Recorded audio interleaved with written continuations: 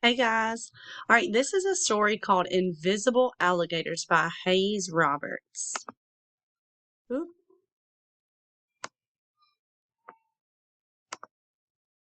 A young monkey named Sorry woke up one morning and knew there was trouble.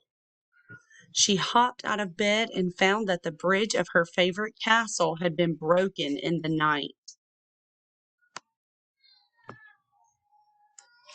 And it took her forever to fix. I'm sorry, I had to fix our little screen here.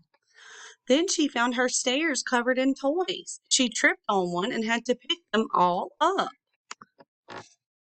Then she couldn't ride her llama to school because the whole herd was running loose. It took her 6 tries to get them onto a pointy rock so they would calm down and quit trying to eat her homework.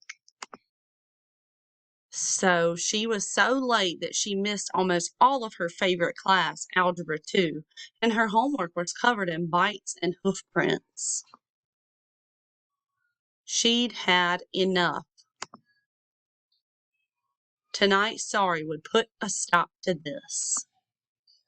That night she stayed away long after bedtime, long enough to hear the rustling of long tails under her bed.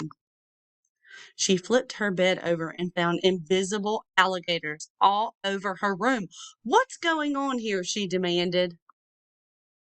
"Sorry, we're the invisible alligators, and we do this for everyone," one alligator explained. "We're just trying to help. Let me show you." So she followed him deep into the alligator catacombs. As they walked, he explained, "You see, we cause trouble in all kinds of ways. In this house, I'm hiding the remote control, and this sheep will search his house for a week. And in this house, we're stealing the chocolate cake mix and putting out fresh broccoli instead. Ugh. And in here, we're singing this hippo to sleep in the bath so he gets all pruny. Ooh. I just don't understand why you would do all of these things," Sorry said. "Why do we have to have so many things go wrong? Why can't you just make everything right?" "Yes, good point," the alligator sighed, "but let me show you one more thing." And he took her to the invisible alligator headquarters. "This is your book, Sorry. All the things listed in the book are the troubles we've caused you and all the things you've learned how to do in your whole life." It was a big book. He looked at her expectantly. "Nope, I don't get it," she said sadly, and left the alligator's lair so she could go back home and get to bed. Bye. The stairs leading home were covered in rocks. Sorry took a moment to pick them all up as she walked so no one would trip and fall. She came to a bridge that was snapped in two, and a herd of wild blue goats, which we all know are very dangerous unless someone knows how to herd them onto a pointy mountaintop.